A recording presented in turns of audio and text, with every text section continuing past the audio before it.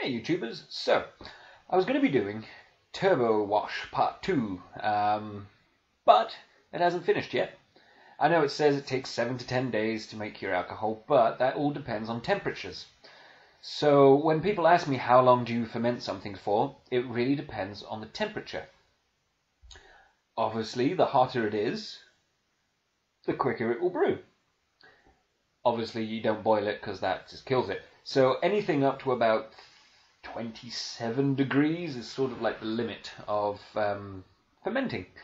There are, you can obviously do more, but 27 degrees is about the highest a yeast can go. But the quicker you ferment something, so the higher the temperature, you can also make off flavors, and that's not what you want. I go for a more natural style of brewing, mainly because it doesn't involve anything, so all you need is something to ferment in, and you don't have to buy loads of stuff. Because you can. I mean, homebrewing is fantastic because there's just so much variation in what you get. Yeah, I'm seeing myself sort of... Anyway, got a drink. What you do, it's the homebrew channel. So, I go for a more natural style of brewing. It takes longer in the winter months, obviously. I mean, now it's February. It's around 12, 13 degrees in my house. But I like it cooler, and I just wear a little thin thing. So it doesn't bother me, and the yeast is quite happily doing its thing slowly, so... Cider is produced, funny enough, without using heat mats, unless you're commercial cider. But traditional cider is obviously apple juice, and then it's left over winter and stuff, and it goes in hot and cold, and that's what gives cider its flavour, which tastes good.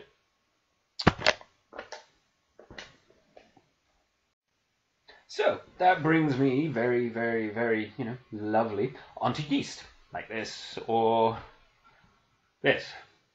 Just normal bread yeast. I've been asked if the sugar wash, if you could use bread yeast. No.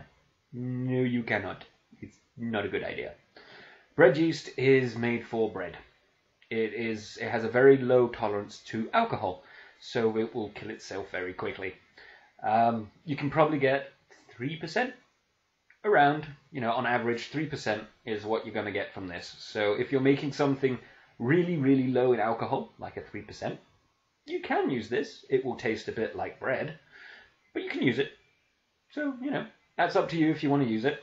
I always say go for this. This is universal wine yeast.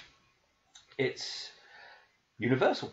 You can use it for pretty much anything, and it is good at doing everything. It's generalized. It's not specialized. You can get cider yeasts, which to make cider, and I have done it. And it struggles to get around the 9%, it's slowly chugging away. Where this stuff, because it's made for wine, it can go up to 16, 17% quite happily, and it brews quite nicely. So, you get universal wine yeast. This one came from Wilkinson's, which is, general everything shop. But in a homebrew shop, you can also pick this up, or online. As long as it's universal, doesn't matter. You can get universal red or universal white. Generic universal does all. I mean, I know the bottles on here are white, but it does everything. I mean, I use this for my fruit wines. I use this for my root vegetable wines, which I'll be doing something later. Cider, I use it for this because I like the flavour, and it's one for everything. More alcohol is needed. Which is pretty cool. So that will lead me quite easily on to the next part, which is additives. These things. This is pectolase. Pectolase. It's an enzyme that breaks down pectin. Do you need it? No, you don't. If you're looking to make something that looks pretty, then this is very handy because this will break down pectin, which is in fruit wines. Fruit wines obviously will create a haze and they won't be clear, so you add in some pectolase, an enzyme, to break down the pectin, which will make your wines clear. Does it affect the flavour? Not really now. No, I've made it with and I've made it without. It doesn't really do anything apart from make things look prettier. It's only in recent years has alcohol been, clear and everything. Old school brewing doesn't use it, so you don't need it. It's just for aesthetics. Next, amylase. Amylase is an enzyme that breaks down starch. And again, it causes a haze, depending on what type of things you're fermenting. So this will break down starch haze. It's just like pectin, just like the pectin haze, except with starch. And this enzyme breaks down the starch into sugars, and then the yeast can ferment the tiny little bit out. But again, it's for aesthetics. It's not needed. You don't have to have it. So it's up to you if you want to use it.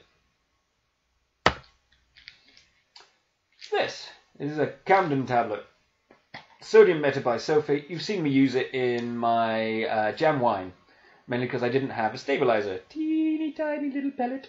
And you use 1 per gallon or follow the instructions. If you're making alcohol that is over 16%, you don't really need this. This sort of is a half killer. It will slow down yeast, but it won't stop it. You need stabilizer. That's 2 things in one. That's sodium metabisulfate and potassium sorbate, all mixed together. If you're going to use anything to stop yeast, because I don't really back sweeten things, I either make them bone dry and then leave them to age, so you don't get you get a nicer taste. Stabilizer. It costs £1. Why not? So that leads us on again, to other things which I can't remember. Right, so yeah, swift as you can tell. Pretty good, actually. Ginger. Anyway, so the last point is recycling. Not many people think about that, but you can go to a shop and you can get 6 of these from a homebrew shop for about £5, give or take. And they generally have corks, but these are screw tops. I made sort of a deal. I exchange empty bottles, like so I can put my homebrew in when I'm making wines and whatnot. And I give them a couple of full ones and things that I'm experimenting on, so they can get to try them to see if they're any good. Because just because I think they're good doesn't necessarily mean they are. So I give them to other people to try. These, fantastic. You don't have to buy them. People put them in the recycling, and you can collect them, or you can just ask them to save them back for you and save you going digging through the bin. Better than bin digging, I suppose. So you've still got to sterilize them, but you've got to do that with the ones you buy in the shop anyway. You don't have to cork these because they're screw tops. They're my favourite. And they're easy to get hold of. No thing required, really. And you can do the same with beers. You've got to get a topper for that, but you can do the same with beer bottles or whatever, depending on what you want to brew. Quite like that. Oh, yeah. Fizzy ginger. Fun enough. Ginger. I made it myself. Still not perfect, so I'm still working on the recipe a bit, but once it is sweet as a nut, I will be making a video on it, so it could take a few extra brews to get it right. So that is basically teardown of homebrew. So I hope this was slightly helpful for you. I'm not going to tell you to subscribe because you can just look back on my videos. If you like them, put a thumbs up, obviously. Any questions you can always ask about, so I generally reply to things as soon as I see them. So yeah, cheers guys.